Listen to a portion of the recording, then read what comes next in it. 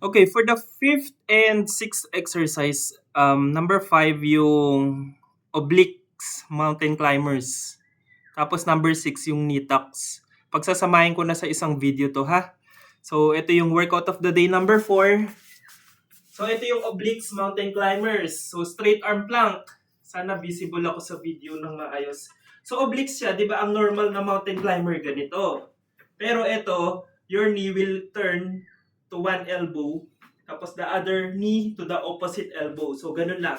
So, ready? Go. 1, 2. Yun, alternate siya ha. So, magro-rotate yung midsection. Don't bounce your your body. Keep it strong here. Tapos, ganun. Steady yung, as much as possible, steady lang yung upper body. Tapos, ito na yung knee tucks. From here, slide in lang. Ganyan lang siya.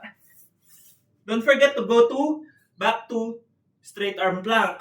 Pull your knees in, knees out. Straight arm plank. Ganon. Okay, tiring siya. Sige.